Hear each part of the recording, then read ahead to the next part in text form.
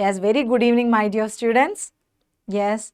So today we are supposed to do the revision of the triangles chapter in this session, but last class I told you that we will finish the polynomials, last few questions including the case study. Then only I will go on to the next one. Okay. So shall we start? We were discussing this question, and for the newcomers also, please watch the class and you will eventually understand the polynomials also. So you are getting additional benefit. So please go through the question. We already discussed the first part of the same question. We were stuck with the second one. So I am going to discuss that one. So read the question. If alpha and beta are the zeros of x minus a into x minus b minus c.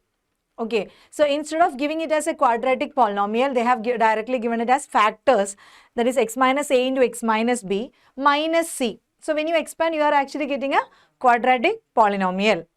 And for this quadratic polynomial, the roots are given. What are the roots? Alpha and beta.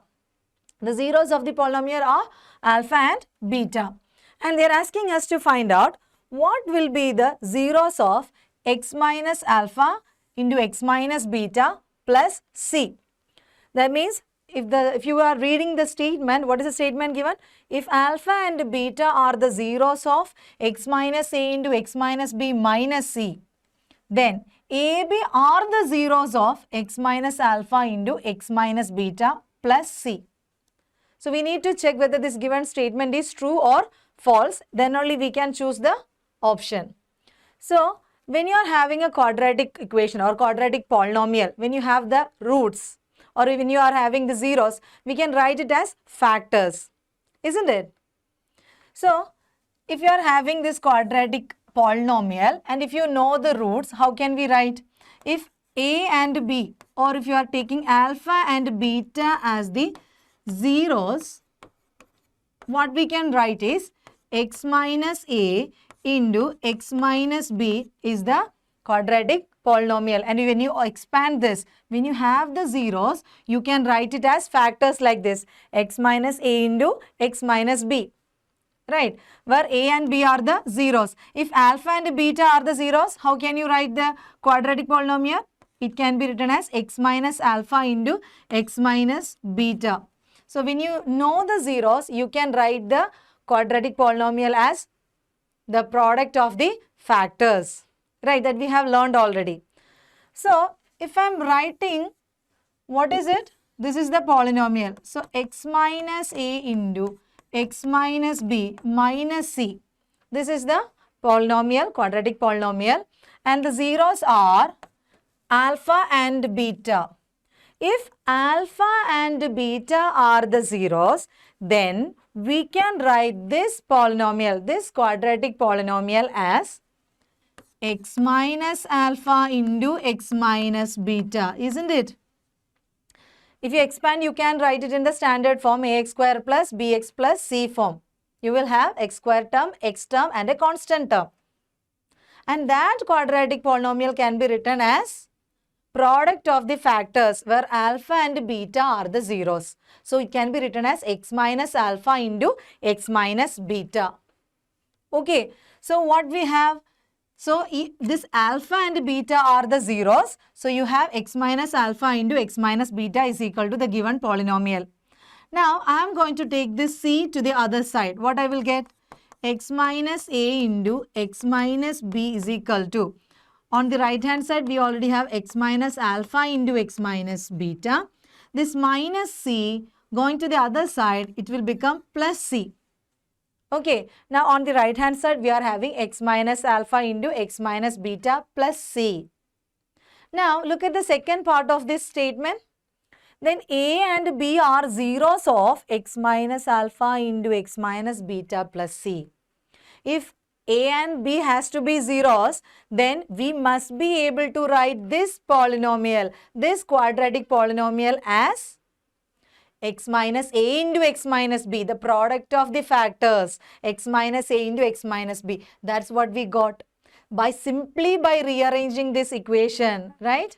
So what we needed to know is, whatever the quadratic polynomial is, if you know the zeros, you can write that polynomial as the product of the factors. Okay, so from that we can conclude that x minus a into x minus b is equal to this one. That is the polynomial given to us. So, this polynomial is able to write as the product of x minus a into x minus b. That implies a and b are zeros of this polynomial which is given. So, the second statement is true. Understood? It's a very good question. That's why I wanted to discuss in the class. So, I'm going to the next question. I hope you understood. If you have any doubts, please use the chat box. I know that you all are very good at texting. So, please make use of your talent here so we can have an interactive class. Okay? Okay, the next question is, if the zeros of the polynomial f of x is equal to are equal in magnitude. So, when you take the modulus value, that is going to be equal, but opposite in sign. The magnitude is, absolute value is going to be equal, but the sign is different. If you are considering the zeros, alpha and beta, for example, if alpha is 4, beta will be negative 4. That means they are equal in magnitude. If you take the magnitude, they are equal, but they are opposite sign. Then you have to calculate what is the value of k involving in this quadratic polynomial. It's not quadratic polynomial, it's a cubic polynomial. So, we need to calculate what could be the, no, it's a quadratic polynomial, x square, the power of x is 2. K is a constant with the power 3. Okay. So, now we need to find what could be the value of k. When you are having a quadratic polynomial, we can write the sum of the roots, that is alpha plus beta is equal to minus b by a, where b is the coefficient of x. So, 4k by a is the coefficient of x square, k square plus 4, and alpha into beta, which is c by a, the product of the zeros, c by a, that is k cube minus 9 divided by k square plus 4. Now, what we have to find out? We need to find the value of k. Then only we can cross check whether it is 0 or not, and then we can say whether it is true or false.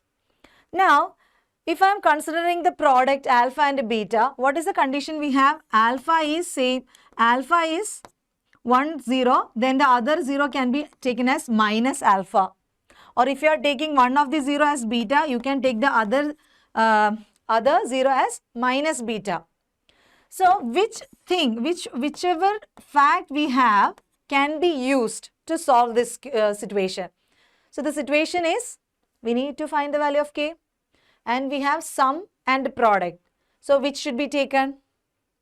We have to consider sum, because they said that they are equal but opposite in sign. Magnitudes are equal but the sign is opposite. So, if you add them, alpha and beta, if you add them, the sum will become 0.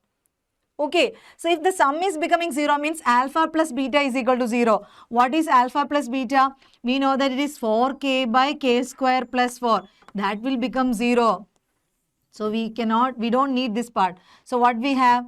4k by k square plus 4 is equal to, it is minus b by a. So, 4k. So, this will be minus 4k minus b by a. So, this minus 4k by k square plus 4 is equal to 0. From here you will get minus 4k is equal to k square plus 4 can be taken to the other side and it can be equated to 0. Or we can simply say that k is equal to 0, because in negative 4, a constant into k is equal to 0 means k is 0. So, the first statement is true. Okay. Now, we have to look at the second statement. What is it? Quadratic polynomial whose zeros are alpha and beta is x square plus alpha plus beta into x plus alpha into beta. Is that a right statement? You can type yes or no. Come on fast. Whoever is saying the answer correct, I will send you a star. Yes? Are you sure? How to find the quadratic polynomial when you know the sum of the roots and product of the roots? What is the formula? It is x square. Is it a yes or no? So, how many people are responding as yes? So, look at this expression. It is x square plus sum of the roots plus product of the roots or product of the zeros. So, it is no. It should be negative. X square minus sum of the zeros plus product of the zeros. Okay, so you have to be careful about the signs. Then you can choose whichever is true. You can choose the option accordingly. Now, here 3x square plus 11x minus 4, then you need to find 12 times m square plus n square plus 145 mn is equal to 0. For this quadratic polynomial, you can find that sum is equal to, that is alpha plus beta, or you have to take the zeros as m and n. So m plus n is equal to minus b by a. So minus 11 by 3, and the product is equal to m into n, that is given as c by a. So minus 4 by 3. And what is the value you need to calculate? It is 12 times m square plus n square plus 145 times mn is equal to 0. You need to check whether this is equal to 0 or not. Okay, so for that you need to know what is m square plus n square. You need to know what is m into n. M into n we already have, minus 4 by 3. So you can simply substitute and check. But how about this m square plus n square? How can you find that value? What we have is m plus n. In the last class, we have done something similar to that. Then I told you that you have to remember the identities. What are identities? That a plus b the whole square, that is equal to a square plus b square plus 2ab. So if you have to find a square plus b square, you can write it as a plus b the whole square minus 2ab. Now in order to find the value m square plus n square, you can write it as m plus n the whole square minus 2 into mn plus 145 mn is equal to, you just find the value and check whether it is equal to 0 or not. Then only you can say that S1 is true, or you can say that S1 is false. Whatever it is, you can conclude only after calculating this value. Calculation I am giving to you. Okay, because our time is very precious. So I want to discuss more questions. So calculations you are supposed to do. What we need to do now? M plus n we already have, sum of the zeros. And m into n we have the product of the numbers, right? So you just substitute all those values. Yes, you get the answer. Okay, so you have to do the calculation part now. Now look at the second part. You are having alpha and beta are zeros. Ax square plus bx plus c is the quadratic polynomial. Then you need to calculate alpha by beta plus beta by alpha, whether this is equal to b square by ac plus 2. The same way, you just simplify this. What is the given value? Alpha by beta plus beta by alpha you need to calculate. So now you just take the LCM. Alpha beta will be the LCM, and the numerator will become alpha square plus beta square. The same procedure, the same method you can use here also. In order to find alpha square plus beta square, you can do alpha plus beta square minus 2 alpha beta divided by alpha into beta. So that from this given quadratic polynomial, you can find sum of the roots. That is alpha plus beta is equal to minus b by a, and product is equal to c by a. You just substitute those values for alpha plus beta and alpha into beta. Minus b by a and c by a. Again, calculation is there that you are supposed to do. Okay, dear students, is that clear? The method you have to remember. Calculations, I know you can do that. Okay, fine. I'm moving on to the next question. Now here, x square plus x minus 12 divides the polynomial x cube plus ax square plus bx minus 84. So we need to know the division, right? We have learned about the long division method for polynomials. Okay. Now, if it is dividing exactly, then the value of a is minus 8 and b is minus 5. Okay, a and b should be minus 8 and minus 5.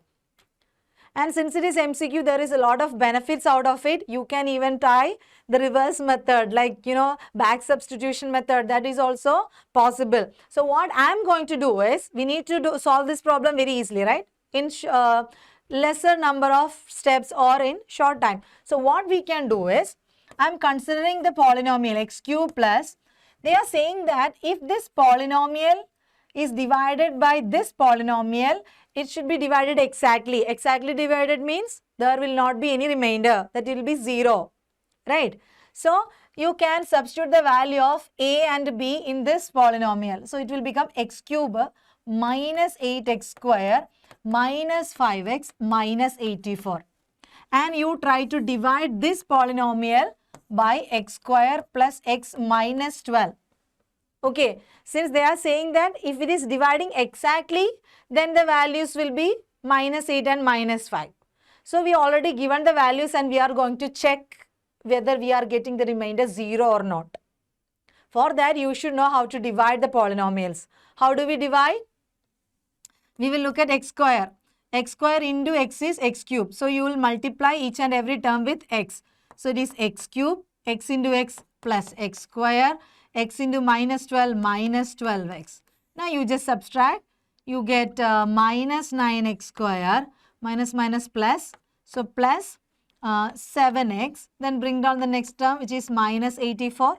Now you are having minus 9x square. So x square should be multiplied with a minus 9. So x minus 9. So when you multiply minus 9x square minus 9x plus 108. So when you add, no, we are supposed to subtract. So it will become plus. This get cancelled. This is also plus. So you get 16x. This is minus. So it will be like 2. You need to add them, right? So we are actually having a remainder which is 16x minus 192. That means it's not divided exactly. So the values of a and b are not minus 8 and minus 5. So you can prove that in the reverse. Isn't the division of polynomial cancelled? This is, yes, but we should know these topics to solve all these problems, no? See, this is all these deleted topics are only for this time period only. And a lot of topics are actually interconnected also. You know that you are, even if you are doing quadratic polynomial, quadratic equation, you must be knowing the trigonometric values. If you are learning complex numbers, you will know the other things. All these topics in between maths is also connected. So we cannot, for the time being, yes, these are being excluded. But you should know all these things also. Later we need it. Okay. So you can try this method and you will know. Now, when a polynomial p of x is completely divided, x minus alpha, then p of x is equal to 0. If a polynomial is being completely divisible by a factor means what? X minus alpha divides the polynomial completely means alpha is a 0. Then p of alpha will be equal to 0. That is the condition for being zeros. When you are learning about zeros of a polynomial, you have learned p of alpha becomes 0. Then you call that alpha is a root or 0 of the polynomial. Okay. So these are the basic ideas. Now this is the case-based question. Okay. While playing in a garden, Rohit saw a nest. Asked her elder brother what it was. He replied that it is a nest made by birds to live themselves. Also, he told him that the shape of the nest formed is parabolic. The mathematical representation of the nest structure is shown in the graph. So this is parabolic, he was saying. Okay. So now if you are looking at the picture, if you are looking at the parabola in the given graph, we have connected the zeros and the shape of the graph in the last class. What do you have discussed about the zeros? When you have a graph, how can you identify the zeros by looking into the graph? Can anyone type? Anybody? It is actually the, oh, very good, Muhammad. It is the x-axis, where it is crossing the x-axis, right? You have to look at the point where this graph, whatever it is, even if it is a line or parabola, which point it is crossing the x-axis, that points are taken as the zeros. Here it is given that the point of intersection of the x-axis and the parabola, the point A is taken as minus 80 and the other point is taken as B, which is 80. That means the values are minus 8 and 8. Those values are the zeros of the quadratic polynomial. The quadratic polynomial, the graph of the quadratic polynomial will be parabolic. And whether it is upward or downward, that depends upon the value of a. If it is greater than 0, it will be upward. If it is less than 0, it is downward. So graph of quadratic polynomial is parabolic in shape. Graph of linear polynomial will be a straight line. Okay. The expression of the polynomial represented by the graph. So we have seen that the graph is cutting the x-axis at minus 80 and 80. That means alpha is equal to minus 8 and beta is equal to 8. The roots are the points where the graph cuts the x-axis. So we are getting the roots or the zeros as minus 8 and 8. So the zeros of the polynomials are minus 8 and 8. Then you can write the polynomial. How? It is x square minus sum into x plus product. Right? So what is the sum of these zeros? Alpha plus beta, that is 0. What is the product? Minus 8 into 8, which is minus 64. And when you write the equation, it will be x square minus sum plus product is equal to 0, or whatever it is. You can write till here since it is quadratic polynomial. So x square minus 64 you will get. Okay. So when you have the zeros, yes, very good. Right. So next question. As from the typing box, I can see that you are following it. Now the value of the polynomial represented by the graph when x is equal to 8. What was it?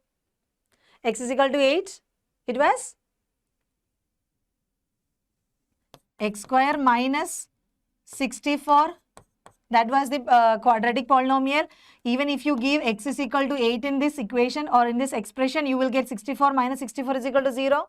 Even you know that the parabola is cutting the x-axis at 8, 0.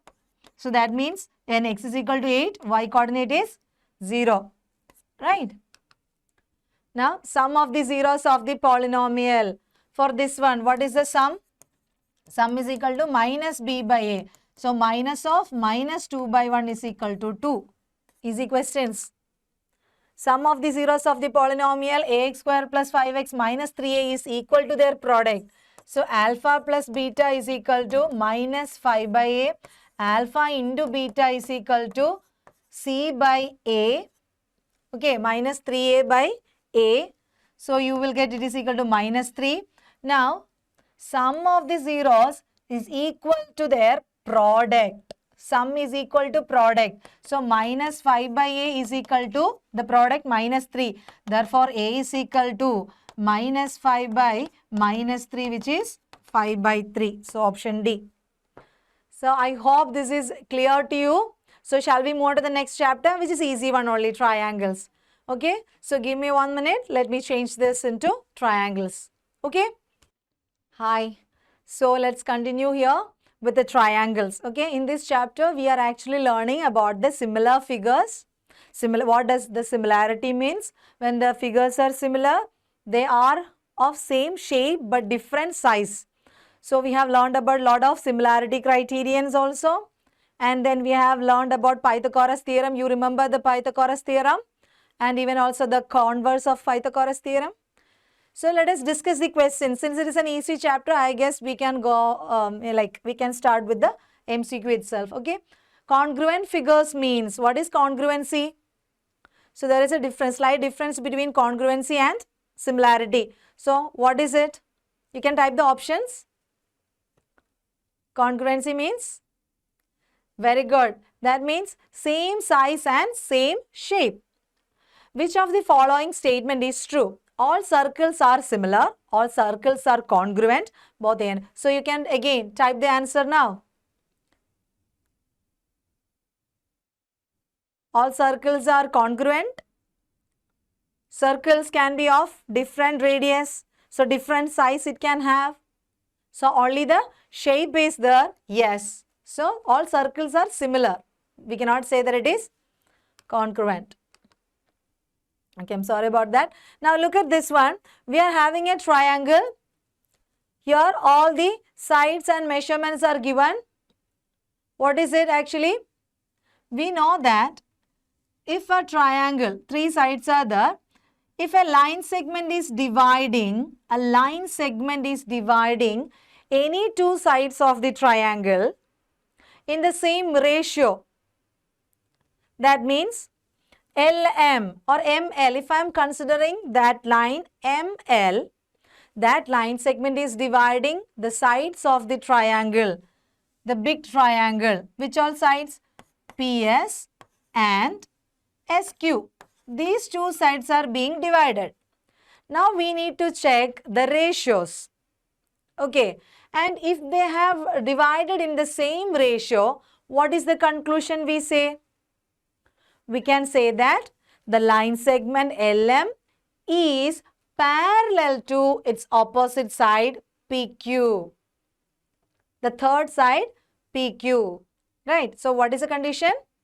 If any line segment, instead of LM, if I am considering the other line segment MN, if this line segment is dividing these two sides in the same ratio, okay, the corresponding length if you are taking, and if they are in the same ratio, we can say that this line segment is parallel to the third side of the triangle. Now, we are having that from the given figure, state which of the following statement is correct. The statement is like, I can rewrite it because I don't want to skip this question out because of this typo mistake. This is a good question. So, what we have to check is LN parallel to PS. That is LN parallel to PS. So, if you have to check the first option, option B is PQ parallel to ML, MN parallel to SQ, both B and C are correct. So, we need to check all the three sides actually, then only we can find the correct option. So, this is one of the important part. Now, how do you check this one? If I am considering the line segment LM, then I have to take the corresponding ratio. So, 4/3, that is SM by MP. That should be equal to SL by LQ. That is 4.5 divided by 4. Are they in the same ratio? Of course, it is not. Even if you can check it by doing the cross multiplication. The values should be equal if they are in the same ratio. They are not. So, this LM is not parallel to PS. PQ. LM is not parallel to. So, option B is not there. If option B is not there, then you cannot have this both B and C. Now, one of A or C is the right answer. So, let us consider the next line segment LN. You can take the other one also. And you have NQ, that is 8/6 should be equal to 4/4.5. Again, you can see that they are not equal. So, that means LN not parallel to PS. So, option C is the right answer. These are the convenience of MCQs. You can reduce the number of options and you don't even have to check the other one. If you want, you can check MN. You take the ratio 6/8 and 3/4. If you take the cross multiplication, you get the same value. Okay, dear? Any doubts? Please use the text, okay? The corresponding angles of two heptagons are equal. These heptagons are similar if and only if. Yes, we have learned the condition for being similar, right? Two shapes are, ma'am, one more explain. Okay, you want to explain one more time? Is it Mohammed? The last question you want to explain? Okay, Mohammed. The thing is that when you are having a triangle and any line segment is dividing two sides. Look at this line, LM. This is the line. Okay, that line is dividing these two sides, PS and SQ. Okay, PS and SQ is being divided by the line segment LM. Clear? And when it is divided, this is the dividing point. This length is 3 and this length is 4. This is 4.5 and this length is 4. Okay. Now, what we are going to look at is the ratio in which these sides are being divided. We need to take the ratios. What they have given is the length. We need to take the ratios in an order. You cannot change the order. That means if I am taking PM by MS, that is P to M by M to S, then you have to take Q to L divided by L to S from the same side, same direction. Okay.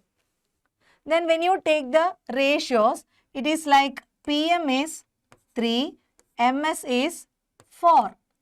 Length of QL is 4 and the other one is 4.5. Now you need to check whether I got the same ratio or not. 3 by 4 is equal to 4 by 4.5. Are they in the same ratio? If you don't know how to check the ratio, what we can do easily is just cross multiply the numbers and check whether we are getting the same value or not. Okay, since they are not equal, they are not in the same ratio. And once you get that they are not in the same ratio, what we do? We can conclude that this line which divided these two sides is not parallel to the third side. Once you get that these ratios are equal, that what happened in the last case. When you consider this side MN, this line segment MN, that line segment is, okay, look at this side, LM. Okay, this line segment is dividing which all sides? This one and this one. This line segment's end points are lying in these two sides. Now you take the ratio.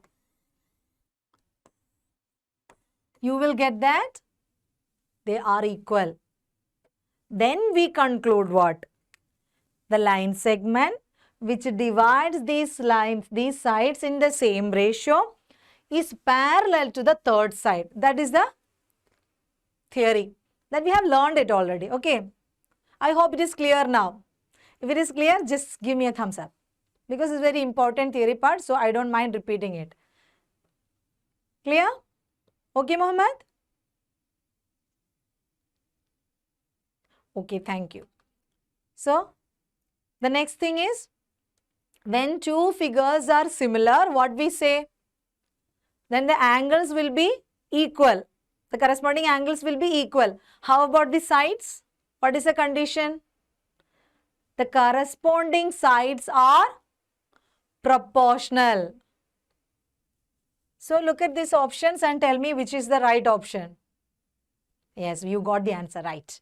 That is, their corresponding sides are in the same ratio. Not just two sides or anything. You just need all the sides in the, all the corresponding sides in the same ratio. Okay, next question. Which of the following pair shows similar figures? Similar figures means same shape it should be. It's not like just two triangles. If you look at option B, there are two triangles but they are not same shape. So same shape but different size. So obviously the first one is the right answer. We are having two squares of different size. Sides of two similar triangles are in the ratio 4:7. Okay, the next important theory part is, if you have the ratio of the sides of the triangles, there is a connection, there is a relation with their areas. What is the connection? You have two triangles, right? So there can be area 1, area of the first triangle and area of the second triangle. Okay, what is the relation? The area, the ratio, if you take the ratio of areas of the first and second triangle, that will be equal to ratio of corresponding sides, squares of the corresponding sides of the triangles. That means if you are having two triangles ABC and PQR, the areas you know, okay, then you take the ratio of their areas directly and that will be equal to corresponding sides will be there. If you know the measurement, take the square of it, that is going to be equal. You need the square of their sides.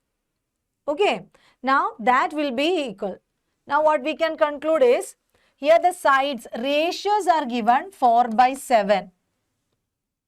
Okay, now what we can say, what will be the areas?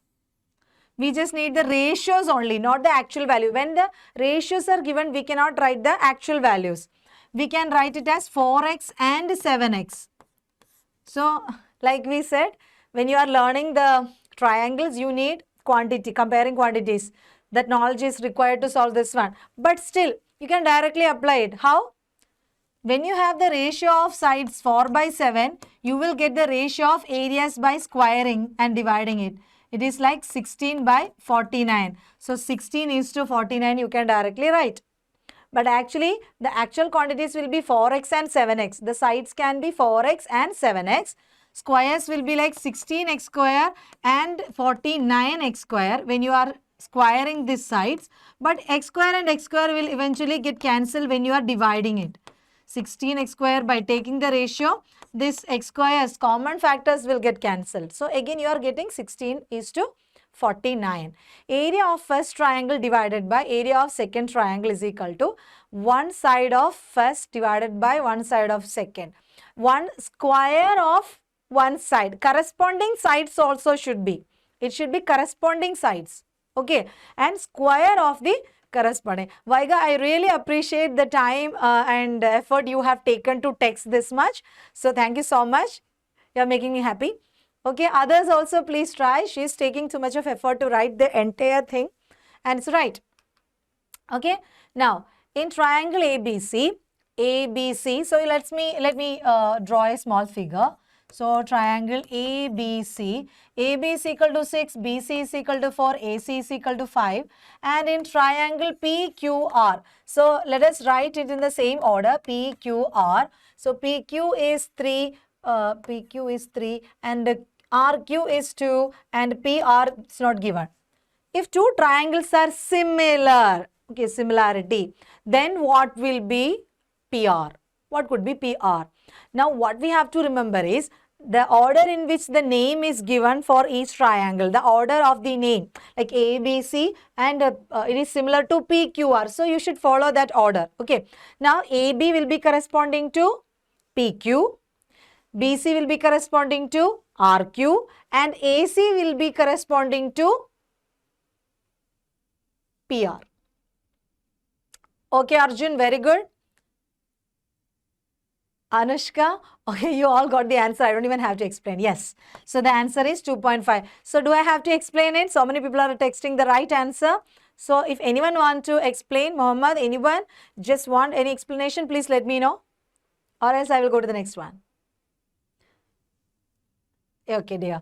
Then you are taking the corresponding side. So AB by PQ. So 6/3 should be equal to BC by QR. 4/2. Look at here itself. 6/3 is what? 2 only. 4/2 is what? 2 only. And that should be equal to AC, that is 5/PR. PR. We don't know PR. So you can take any part of this equation, that is 4/2 is equal to 5 divided by PR.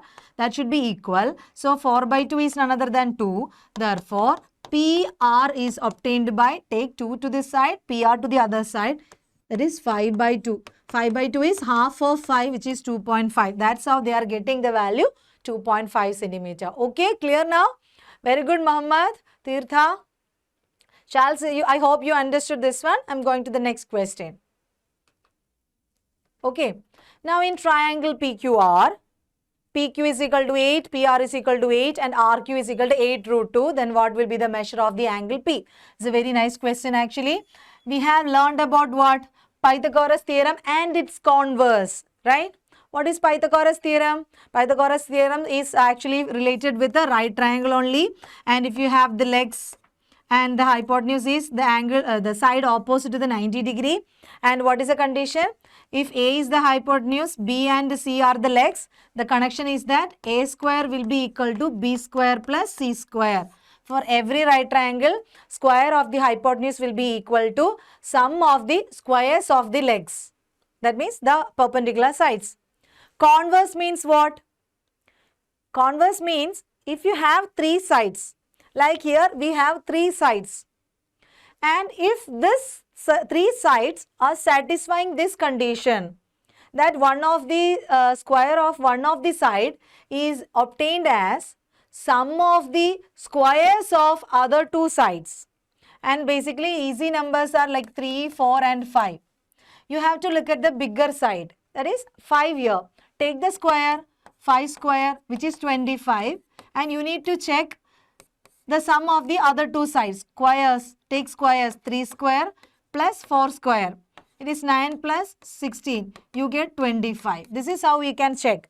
You will take the biggest one, square it, check the value, and look at the other two values, square them, add. And if it is satisfying this condition, you can say that converse. What is the converse says?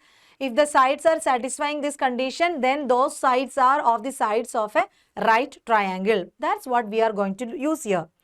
Now, PQ and PR. Two sides are like P, Q, R. Let me delete this part. Okay. Now, PQR. PQ is 8, PR is 8 and RQ, it is 8 root 2. Which is the longest side? One more thing is there. Here, this is an isosceles triangle also. So, since it is isosceles triangle, opposite angles of the equal sides are going to be equal. But that is not going to help us to solve this one. How can we solve? Because we don't have any idea. So, what we can use is Pythagoras theorem. That's what we have learnt, right? So, now using that Pythagoras theorem, longest side is 8 root 2. So, I will take the square of 8 root 2. 8 root 2 the whole square is equal to 8 square 64. Root 2 square is 2. So, I get 128. Now, I need to check whether it is equal to 8 square plus 8 square, which is 64 plus 64. Yes, that is equal to what? 128. Now, what we can say? What we can say? What we can conclude is, since square of one of the side is equal to sum of the squares of other two sides, then it's a right triangle. Now, we need to find what is this angle P. That is a question. We always have to answer to the question. The question is, what is the measure of angle P? Angle P. Okay, who is going to tell me the answer? So, we are clubbing so many informations to find the answer. What is angle P? The thing is, yes, it is 90 degree. How did you get that? It could be anything, like it could be 45 also, because it's an isosceles triangle. The thing is, the longest side is the hypotenuse. Whenever it is, the longest side is going to be the hypotenuse. And opposite angle of the hypotenuse, the longest side is angle P. That means that is the 90 degree angle. Yes, it proves Pythagoras theorem and the converse. So, it is connected. I hope it is clear. So, always remember you can use this method. Okay. Sides of the triangles are 3, 4, 5, 8, 12, 13. Which of the following represents a right triangle? Yes, like just now I gave you this example, right? 3, 4, 5. Just square the longest side, which is 25, is equal to. So, this is already a right triangle. Look at the next one and tell me. The longest side is 13. 13 square is 169. 12 square is 144. 8 square is 64. If I am adding it, it is 208. They are not equal. Okay. So, what is the right answer? Only? Yes, first one is right triangle. Isn't it an easy chapter?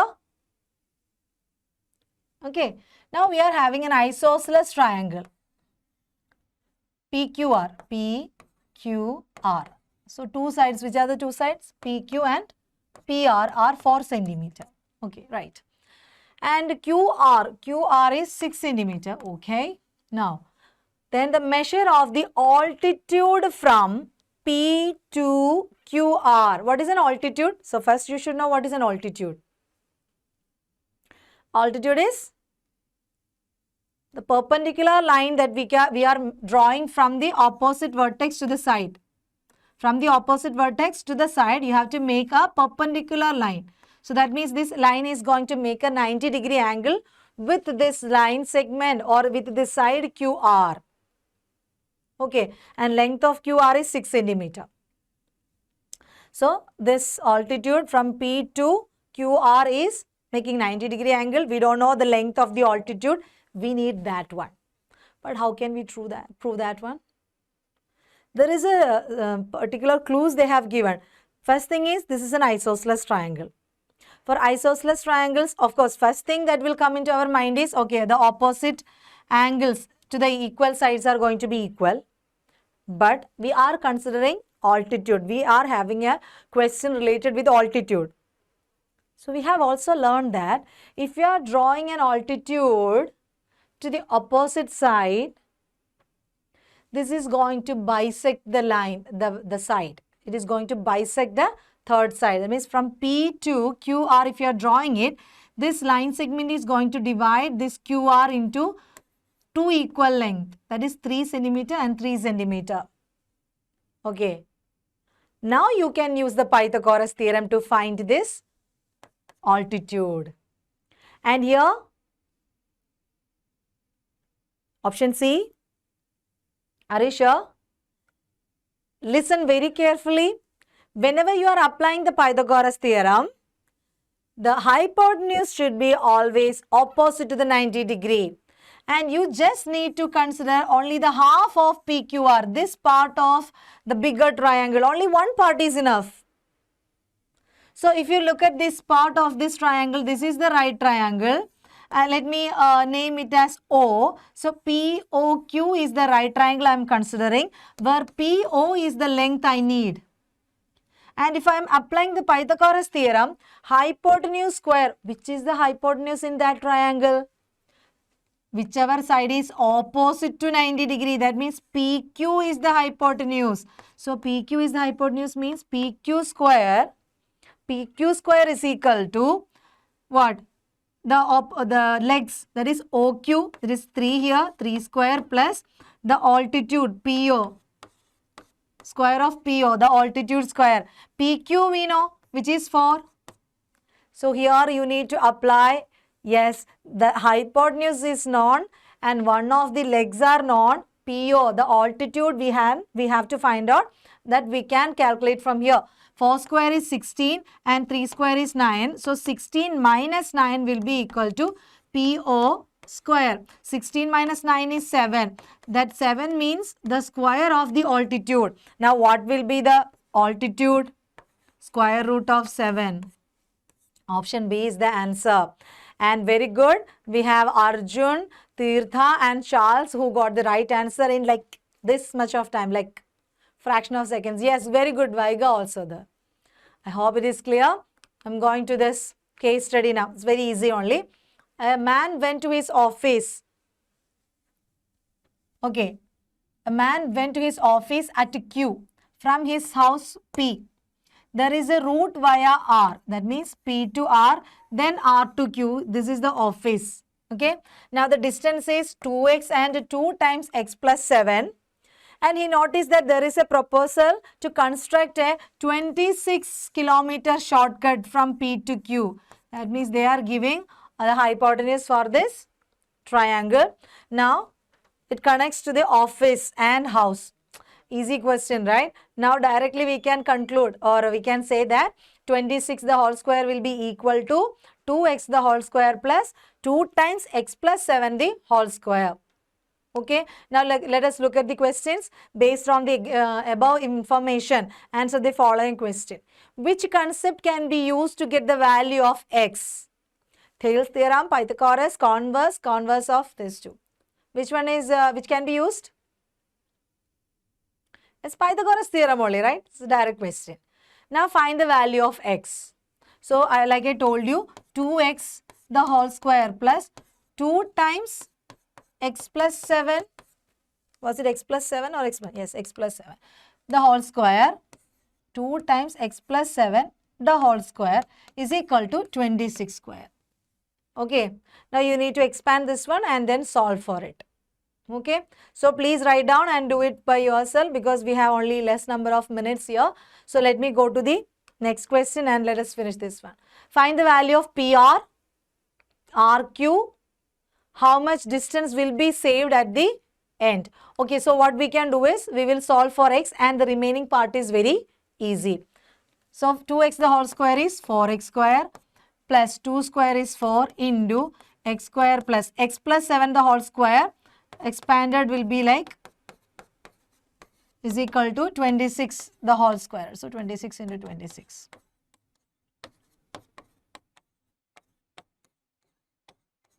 Okay. Now, when you open the bracket, 4x square, 14 into 4, 56x, 49 into 4, 196 is equal to 676.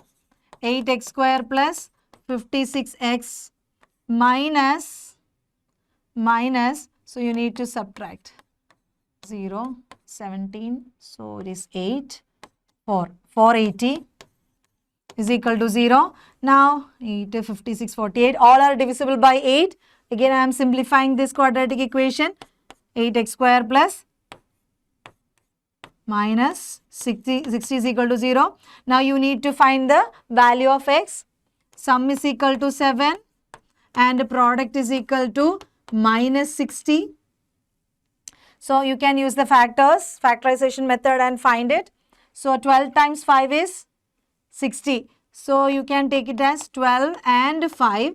But the sum is positive 7. So 12 should be positive and 5 should be negative. So the factors are x plus 12 into x minus 5 is equal to 0. Just open the bracket and see. X square plus 12x minus 5x minus 60. Correct. So from here you will get x is equal to minus 12 or x is equal to positive 5. Which value of x should be taken? If I take x is equal to negative 12, I get all the distances in negative. Distance cannot be negative, so take the value of positive 5. Now we got the value of x as positive 5. Now what is PR? It is 2x. 2x will be 10 and 2 times x plus 7, that is 2 times 12, which is 24. And you need to find how much length will be saved. That is 26 kilometer it is. And actual distance was 10 plus 24, which is 34. So 34 minus 26, that means 8 kilometer they are saving. Okay, right? So see you in the next session. So you please exit from this one and take the other link to join in the next session. Okay, that we will start in 5 minutes. Pair of linear equations in 2 variables. Okay, dear? Okay, so see you there. So just sign out from this one and log into the next one. Okay, see you there. Don't leave in between. Okay, so come again. 5 minutes break. Bye. See you there.